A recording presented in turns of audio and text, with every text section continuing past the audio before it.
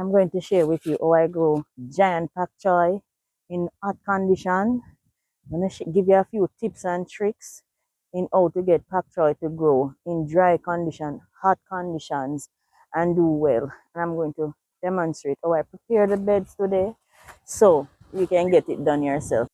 I've gotten this question so many times, and today I'm going to deliver for you so you can do it too.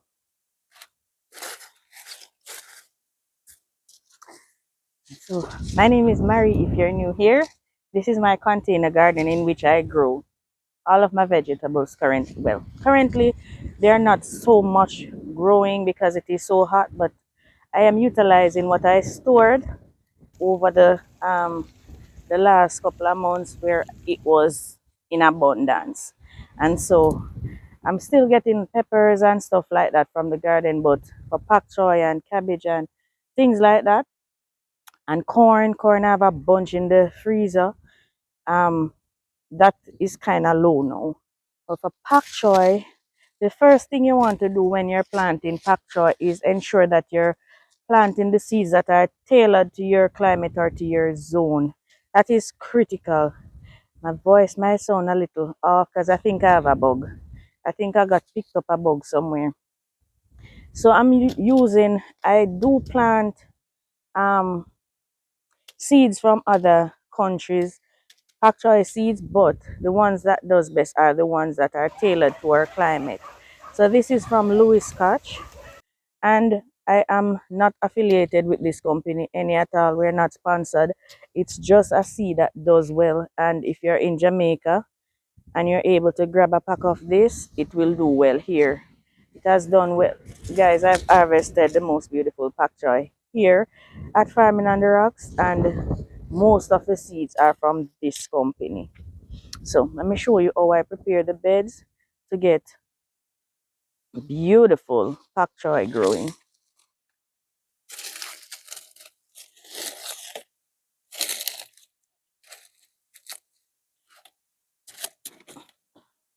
All right, so after you've gotten your seed that you know will do well, that's the first step. You want to give them a good start. So you want to plant them in rich composted soil. This I have composting for a while because, as you know, I've been resting some of my containers. Now I'm going to amend. This already has some composting material in there, but I'm going to give it some more nitrogen, a nitrogen boost.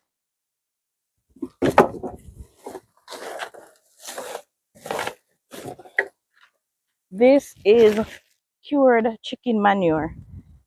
That chicken manure has been curing for more than 6 months. And you want to ensure that you cure your manure, except for rabbit manure, which can be used immediately. The horse, the chicken, cow, all of those, they need to be cured. This has been curing for over 6 months.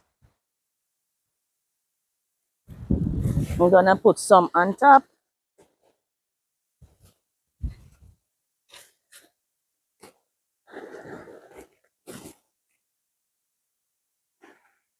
This manure is odorless. You want to cure your manure until it does not smell like poop anymore before using it. This has absolutely no, it smells like soil. You don't know that it is actually manure.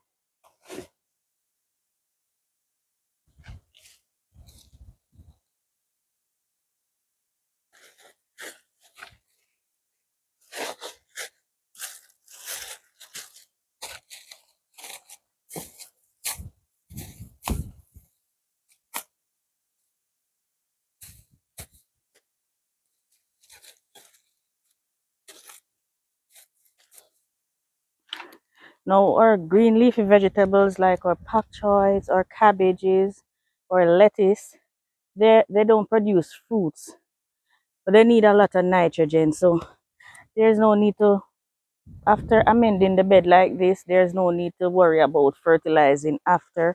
As long as it is planted in well composted soil, actually takes 6 weeks to be ready. So by the time they're ready, you don't need to amend the bed by the time they are ready.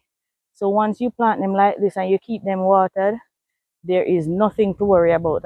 Probably weeding or stuff like that. But in terms of fertilizer, I do not fertilize at all after preparing the bed like this.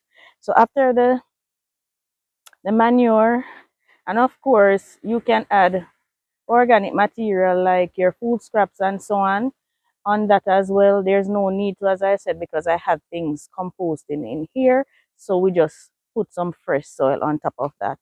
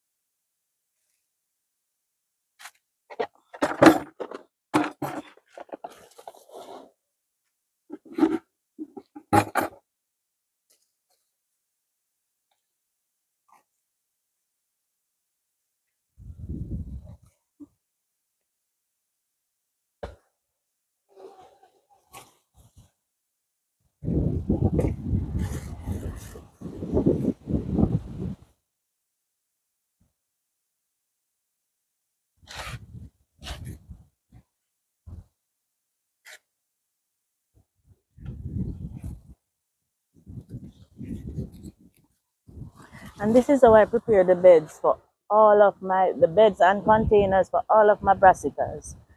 For my collard greens, this is how I have prepared it. And I have not watered that collard greens, not watered, fertilized. That collard greens has been in the garden for 2 years. A little over 2 years, I should check back. When I just started the channel, I planted that collard greens and it is still in the garden and looking beautiful. A couple weeks ago, I added some manure to it because I was like, oh my God, it has been doing so well, and I have not added any form of fertilizer. So it's due some. That's all I place on it for 2 years. Just keep watering after preparing the soil like this. So soil preparation is very important.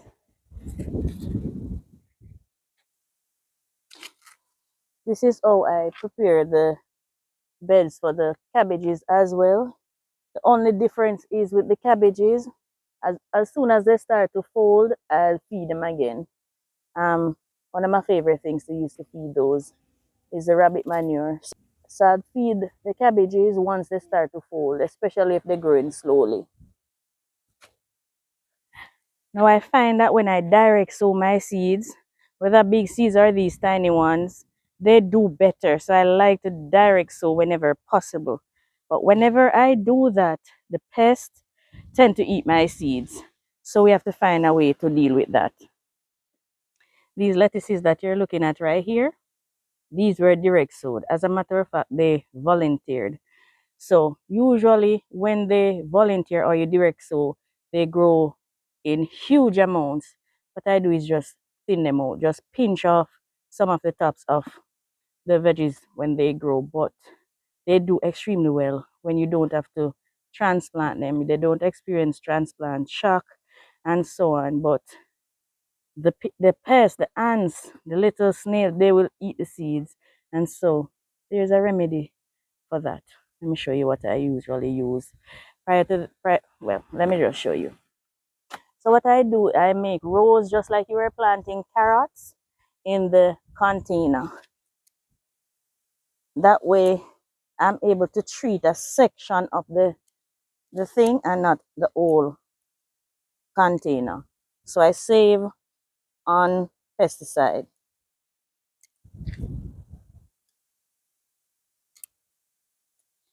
Now after making my 2 rows, I sprinkle some diatomaceous earth. But what I was saying to you prior was before I had diatomaceous earth, I'd use ash, wood ash, and that will it will keep the pest away. For some reason they don't like it. It has a lot of sodium in there, so maybe it's the salt. I'm not sure. Wood ash also help. But this is diatomaceous earth or DE, and what this does, it attacks the exoskeletons of pests and it will kill them, like literally little razor blades, if you should put this under the microscope. And so it will kill soft-bodied insects that more than likely live in the soil and will eat your seeds before they germinate. So what I do is I sprinkle it in before sowing the seeds. You want to wear protective gears. Put on your mask when using this because it can be harmful to humans. So I sprinkle it in the rows right where I'm going to sow my seeds. Just like so.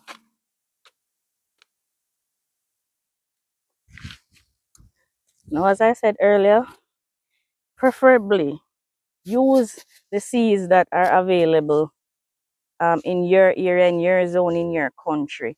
Those tend to do way better than if you should buy it elsewhere. Now, most companies are selling their seeds with clay now on them. For some reason, it seems as though it's a small amount in the back packets to me. Let me show you what they look like when they're coated with clay. Hope you can see they're in little blue clay balls. But the good thing is you can see where your seeds are going.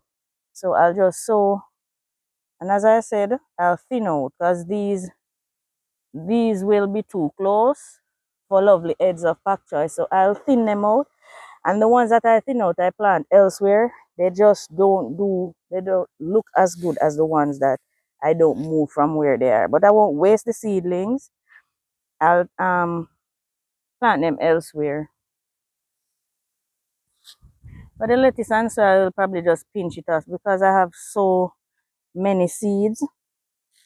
Because I keep allowing my lettuce to go to seed. So for those I would pinch off, but for the most part, I don't. No, these are tiny seeds, and one of the biggest mistakes we make is to cover them too deeply.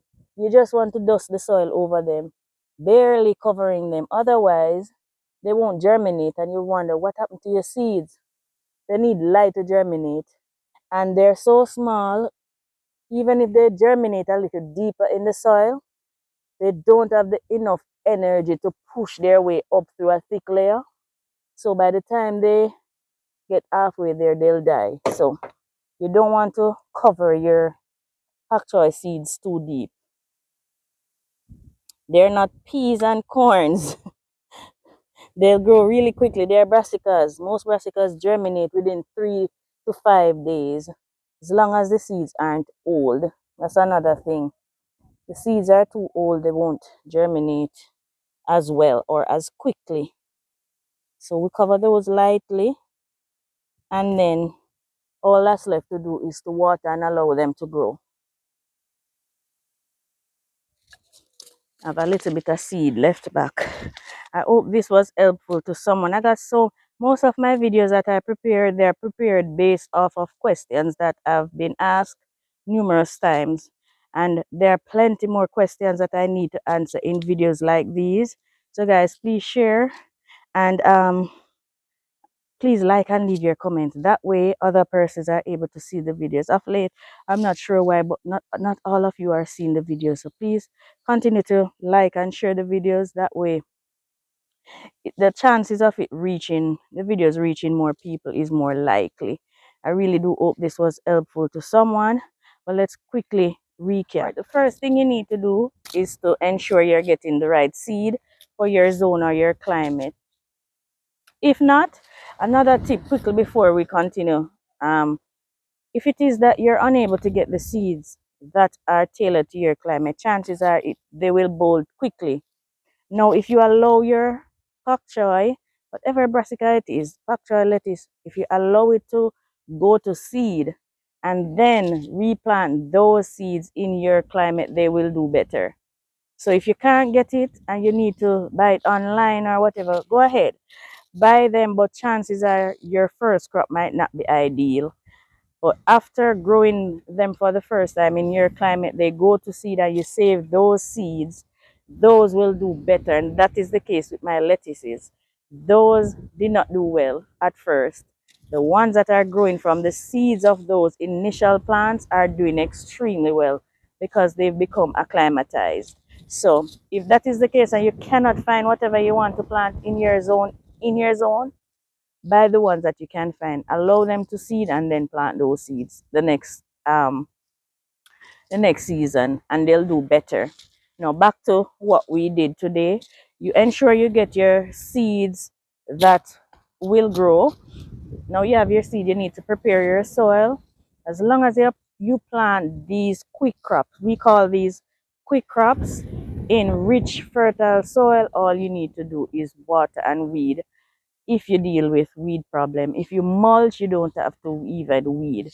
Once they grow and they reach the size where you can mulch without smothering them, you just water until harvest. That's basically it. When you're sowing your seed, you ensure you put something there to deter the pest. Otherwise, you can plant in your little trays and then transplant. It just that it will slow down a little. No matter how you transplant them, they will experience a little bit of transplant shock. So, in order to prevent that, I direct sow, and that is how I'm able to get those lovely pak choy that you see me harvesting. All right, guys, so thank you so much. If you're watching this video and you've not yet subscribed, please press that subscribe button and the notification bell so you'll be notified whenever I post new content. Please, please, please continue to share the videos. Leave your comments, your questions, your concerns, your recommendations, your tips, your tricks. They're all welcome. Thank you so very much, and take care.